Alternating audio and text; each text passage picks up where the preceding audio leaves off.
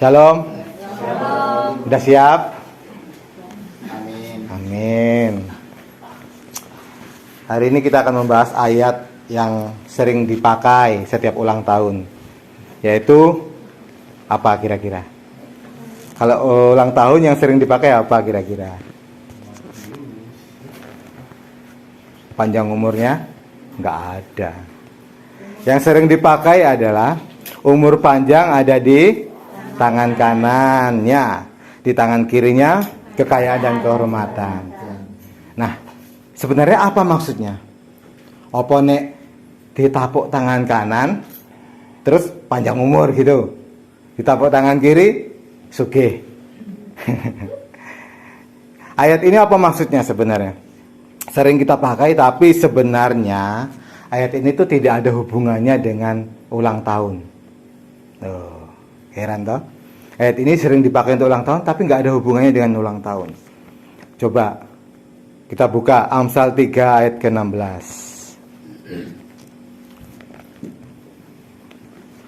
Amsal 3 ayat.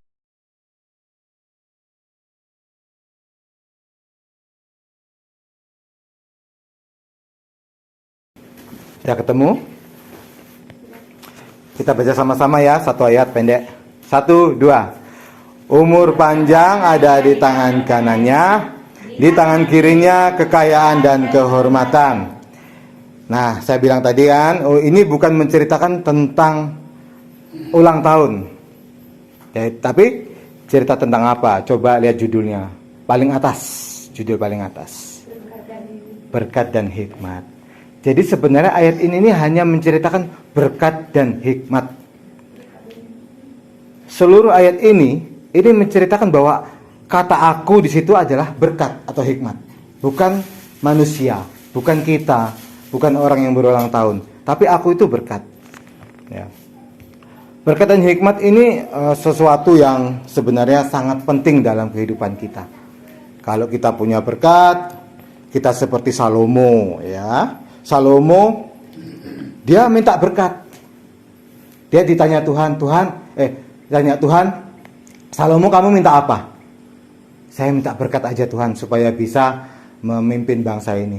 Tapi Tuhan bilang apa? Karena kamu minta berkat, karena kamu minta hikmat, tidak minta kekayaan, kamu akan kuberi hikmat plus bonusnya kekayaan. Jadi minta hikmat, bonusnya kekayaan. Tapi bukan berarti kita berdoa boleh gini ya, Tuhan, aku minta hikmat deh supaya dikasih kekayaan. Itu modus namanya. Ya, Salomo nggak pernah memikir tentang kekayaan. Tetapi kenapa Tuhan beri kekayaan? Karena itu penting untuk memimpin kerajaan. Kan tidak mungkin Salomo jadi raja tapi miskin toh, nggak mungkin. Kasihan raja miskin, nanti susah ngaturnya. Nah, ayat ini menceritakan tentang berkat dan hikmat. Kita akan kupas tuntas dari ayat pertama sampai ayat ke-16 tadi ya. Sekarang kita baca ayat yang ketiga sampai 4. Ini syarat untuk mendapatkan hikmat itu bagaimana? Ya. Kita mau kan seperti Salomo kan? Pintar. Salomo itu ya, saya catat di sini ya, dia kaya, adil, pintar, pandangannya luas, dihormati, bahagia, yang terakhir ini panjang umur. Ya. Ini semua ada syaratnya, untuk dapatin semua ada syaratnya. Itu semua ada di ayat ini, ayat yang ketiga. Saya baca, yang lain perhatikan. Janganlah kiranya kasih dan setia meninggalkan engkau. Kalungkanlah itu pada lehermu, tuliskanlah itu pada loh hatimu. Maka engkau akan mendapat kasih dan penghargaan dalam pandangan Allah serta manusia. Ya, syarat untuk mendapatkan hikmat adalah punya kasih dan setia. Kita sama-sama anak Tuhan harus mengasihi, setia, ya, begitu ya. Itu syarat yang pertama. Syarat yang kedua mengandalkan Tuhan. Itu ada di ayat 5. Perhatikan. Percayalah kepada Tuhan dengan segenap hatimu dan janganlah bersandar pada pengertianmu sendiri. Ini artinya kalau kita mau ngambil keputusan, kita harus berserah sama Tuhan. Jangan ngambil keputusan sendiri. Ya, jangan kita bertindak sendiri, tapi kita mau serahkan sama Tuhan. Itu namanya mengandalkan Tuhan.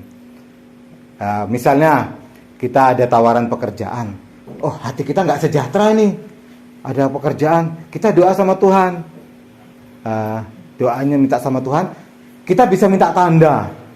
Kalau saya sama Kak Ani ya, biar masih muda kan, sama Kak Ani selalu minta tanda.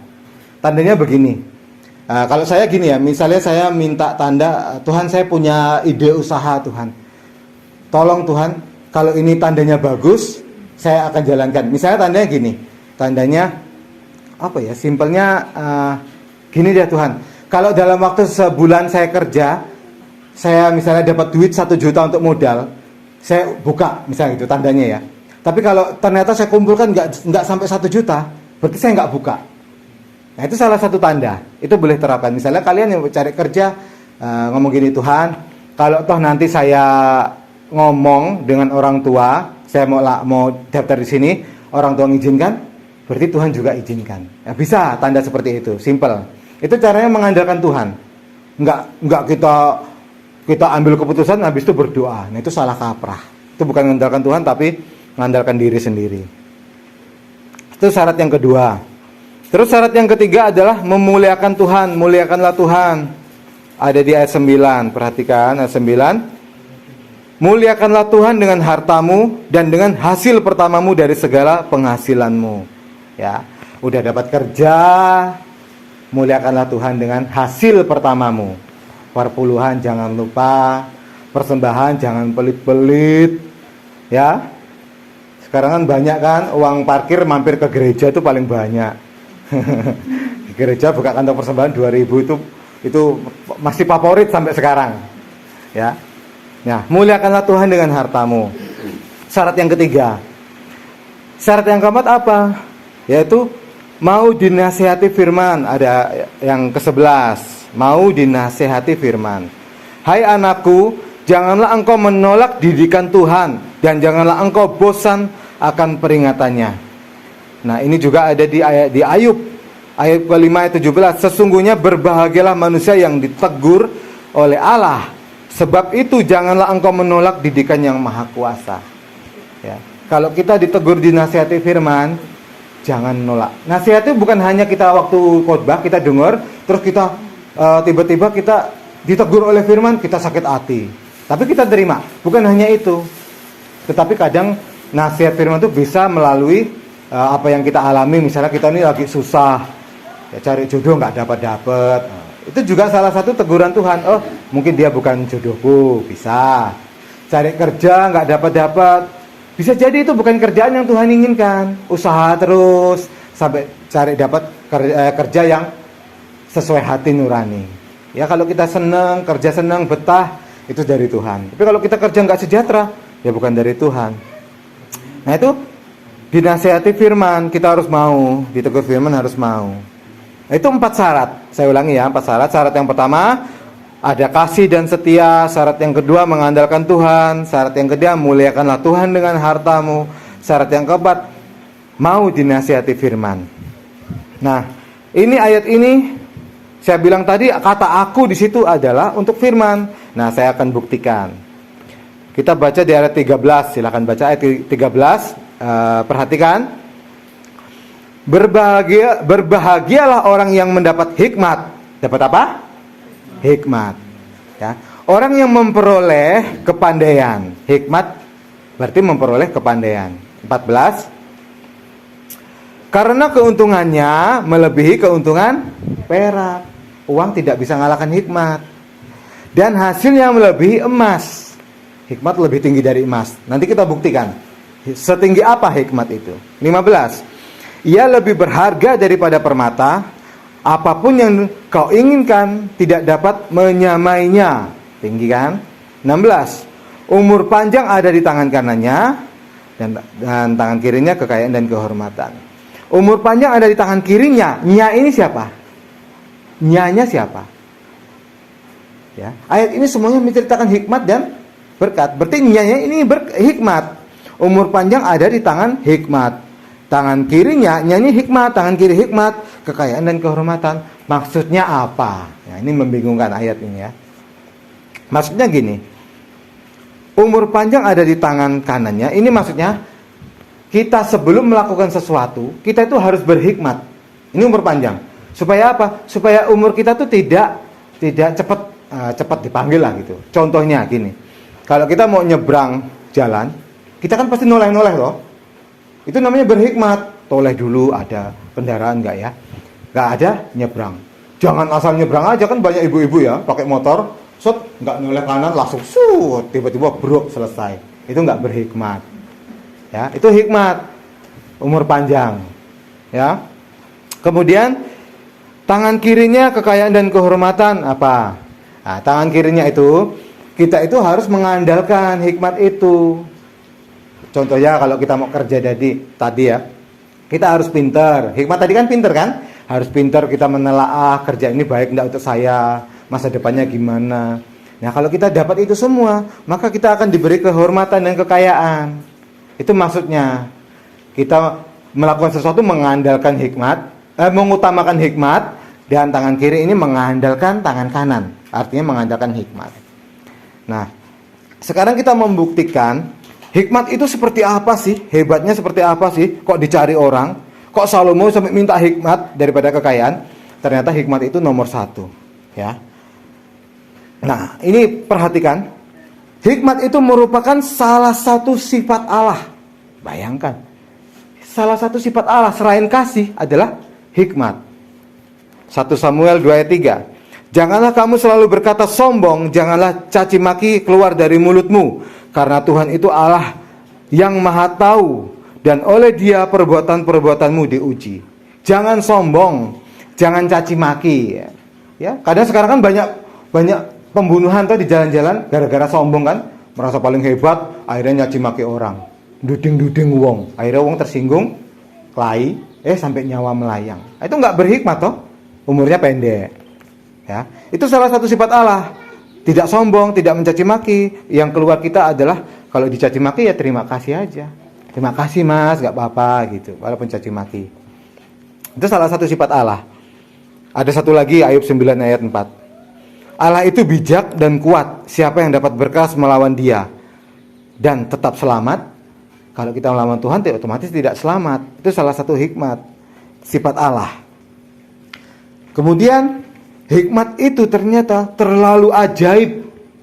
Nah, lebih tinggi dari segala harta. Dia itu terlalu ajaib. Mazmur 139. Terlalu ajaib. Mazmur 139 ayat yang ke-6. Gak usah buka kelamaan, saya bacakan. Terlalu ajaib bagiku pengetahuan itu, terlalu tinggi, tidak sanggup aku mencapainya. Hikmat itu kalau kita tidak minta sama Tuhan, kita berusaha, kita nggak akan bisa dapat loh. Ya, kita mau belajar sepanjang malam, sepanjang kita sekolah 6 tahun, 3 tahun, kuliah 3 tahun, 5 tahun bahkan kuliah ya. Kalau kita tidak minta hikmat sama Tuhan, kita nggak akan pernah pintar. Ya kalau kita nggak berdoa, Tuhan, tolong Tuhan, bantu aku untuk menyelesaikan ujian, kita nggak akan pernah pintar. Percuma mengandalkan diri sendiri. Itu terlalu ajaib. Terus hikmat itu ternyata sangat sempurna. Itu ada di Ayub 3 ayat 6. Ayub 3 ayat 6 mana tadi? Sempurna. Ayat 36 ayat 4 maksudnya. Karena sungguh-sungguh bukan dusta perkataanku, seorang yang sempurna pengetahuannya menghadapi engkau. Ini maksudnya adalah Tuhan, ya. Karena sungguh-sungguh bukan dusta perkataanku. Jadi perkataan Tuhan itu bukan dusta. Yang dikatakan sini semuanya benar. Kemudian Ayub 37:16, tahukah engkau tentang melayangnya awan-awan, tentang keajaibannya dan keajaiban dari yang maha tahu. Nah, ini maksudnya adalah awan-awan itu bisa melayang itu karena apa? Bayangkan, awan itu isinya air toh. Ya, tapi nggak jatuh. Nah, ini kalau bukan Tuhan, sifat Tuhan adalah sempurna, itu mustahil. Nah, itu dikaitkan dengan hikmat.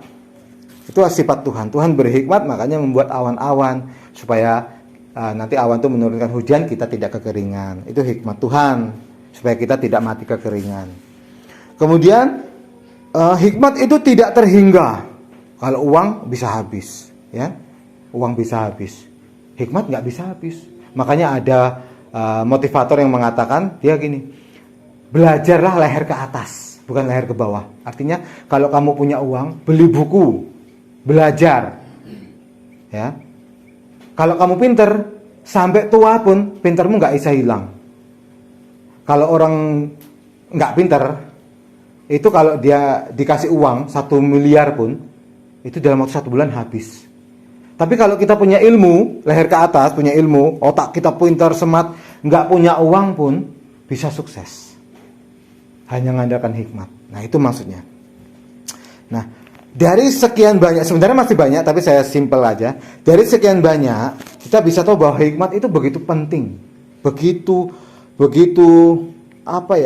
sempurna. Jadi untuk apa kita bersusah payah kerja cari sukses, kerja cari uang? Nggak usah. Kita cukup minta sama Tuhan, minta hikmat saja. Sudah terbukti kok Salomo, ya kan?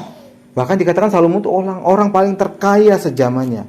Sekarang Bill Gates orang terkaya, nggak bisa nyamain Salomo. Ya, waktu ngasih persembahan 7 hari, itu dia motong lembunya saja. Itu kalau nggak salah 100.000 lembu, 100.000 sapi, 100.000 sapi itu dipotong. Bayangkan kalau dijejerkan sampai lampu merah tuh nggak tahu cukup enggak, sapi dipotong semua dipersembahkan untuk Tuhan. Nah, itu kalau uang sekarang tuh kalau enggak salah tuh mau sekitar 15 miliar atau berapa. Itu baru sapi, belum unta, belum kambing. Bayangkan kekayaannya Salomo. Itu dipersembahkan. Bisa jadi itu cuma 10% dari hartanya Salomo. Gila, ya. Kekayaan Salomo karena minta hikmat. Nah, satu pribadi yang paling berhikmat adalah Yesus. Satu pribadi. Salomo nggak ada apa-apanya. Yang paling berhikmat adalah Yesus. Yuk kita buka sama-sama yuk. Matius 21 ayat 24 sampai 27. Sama-sama. Ini ayat terakhir. Tenang, nggak panjang kok. Nggak sampai setengah jam kok. Ya, Matius 21 ayat 24 sampai 27. Dari 23 aja biar enak kita memahami ya. Perhatikan ya, saya bacakan. Sudah dapat semua? Matius 21 ayat 24 sampai 27. 23. Lalu Yesus masuk ke bait Allah. Ketika ia mengajar di situ, datanglah imam-imam kepala serta tua-tua bangsa Yahudi kepadanya dan bertanya, "Dengan kuasa manakah engkau melakukan hal-hal itu? Dan siapakah yang memberikan kuasa itu kepadamu?" Maksudnya dengan kuasa mana itu? Yesus itu melakukan mukjizat kayak 5 roti dan 2 ikan yang makan 5.000 laki-laki, bukan orang. Kalau sama laki-laki sama perempuannya, katakan yang perempuan 5.000, anak-anak 5.000 berarti belasan ribu, ya. 5 ikan, 2 roti dimakan belasan ribu orang. Nah, ini kalau bukan ini maksudnya mukjizat seperti ini dipertanyakan dan masih banyak mukjizat yang lainnya. Ini dipertanyakan oleh imam-imam ahli-ahli Taurat. Yang ngomong gini, dengan kuasa manakah? Kuasa tuh maksudnya kuasa Tuhan atau kuasa iblis? Maksudnya gitu. Imam ini mau uji. Nah, kalau Yesus coba ayat yang ke-24. Lalu Yesus jawab Yesus kepada mereka, "Aku juga akan mengajukan satu pertanyaan kepadamu." Nah, kira-kira Yesus jawab enggak pertanyaan mereka? Jawab enggak Yesus? Enggak toh? Yesus ditanya, tapi dia nanya balik kan? "Aku juga akan mengajukan satu pertanyaan kepadamu." Nah, ini salah satu trik Yesus. Kenapa? Gini. Coba kalau Yesus ditanya, "Dengan kuasa mana kamu membuat mukjizat?" Kalau Yesus ngomong dengan kuasa Tuhan, hari itu juga Yesus pasti dilempari batu sampai mati. Ya, kenapa? Karena nama Tuhan itu nama yang sakral. Orang Yahudi kalau nyebut nama Tuhan itu langsung dilempar batu sampai mati. Nggak boleh orang Yahudi nyebut nama Tuhan. Itu pantang. Ya, itu paling pantang. Jadi makanya Yesus tidak pernah ngomong, "Akulah Tuhan, sembahlah aku." Kan banyak orang Islam ngomong gitu kan. Yuk mana Yesus ngomong, "Akulah Tuhan, sembahlah aku, kalau ada aku bertobat masuk Kristen." Ya kalau kita nyari itu nggak ada. Kenapa? Karena zaman dulu kalau Yesus ngomong akulah Tuhan sembahlah aku, hari itu dia mati, nggak jadi disalib. Nah kalau Yesus nggak jadi disalib, nggak ada penebusan. Kalau nggak ada penebusan, dosa kita nggak ditebus. Kalau dosa kita nggak ditebus, kita nggak selamat. Jadi Yesus harus mati di kayu salib. Ya. Karena dosa kita itu sebenarnya adalah hutang. Saya kasih contoh gini. Mbak Kurni ini punya hutang 10 juta. Sama Mbak Sri misalnya 10 juta. Mbak Sri ngamuk-ngamuk, Mbak Kur, bayarlah utangku 10 juta itu. Alah Mbak Sri, aku amit, aku nggak punya duit Mbak Sri. Pokoknya nggak tahu kalau besok nggak dibayar, saya lapor polisi. Waduh, Kurni nangis-nangis minta ampun, tapi udah karena hutangnya udah terlalu lama nggak diampuni. Nah, ini konsep dosa ya, ingat, ini konsep dosa. Terus Mas Iwan datang. Wah, Mas Iwan datang. Oh, nah apa ini? Ada apa ini? Katanya. Malah Madura sih. Bahasa Batak dan nada Batak itu gimana? Ada apa ini? Ini loh Mas, aku punya utang sama Mbak Sri. Tapi Mbak Sri nagih, kalau nggak bayar besok aku dilaporkan polisi. Terus, ya udah, gini aja. Berapa hutangmu? 10 juta. Banyak bener utangmu. Ya udah, gini ya. Utangmu saya bayar, ya. Mbak Sri, besok utangmu saya bayar 10 juta. Terus dia ngomong sama aku nih, karena hutangmu besok saya bayar, jadi kamu jadi milikku. Iya, kan gitu. Karena hutangmu sudah saya bayar, kamu jadi milikku. Jadi kamu nggak bisa ngapa-ngapain lagi, kamu udah jadi milikku. Ya, itu konsep dosa. Kita ini sebelum diselamatkan Tuhan, kita ini orang berdosa. Orang berdosa musuhnya Allah. Ya, ketika kita diselamatkan, kita diangkat dari kegelapan menuju terangnya ajaib. Setelah kita diselamatkan oleh Tuhan, artinya Tuhan ngomong gini. Tuhan gini, Kurni ini mau masuk surga. Masuk surga itu artinya dia membayar membayar dosa. Kamu mau masuk surga? Mau, ya udah bayar dosamu, gitu kan? Maksudnya. Lah, Tuhan gimana bayar dosanya? Ya pakai nyawa, harusnya gitu kan? Kalau kita mau bayar dosa, ya kita harus berkorban. Korbannya apa? Nyawa. Itu konsep dosa. Ya karena Kurni kan, ya Tuhan kalau aku mati aku masuk neraka dong. Ya iya. Makanya tuh Kurni ini nggak bisa nebus dosa. Makanya Yesus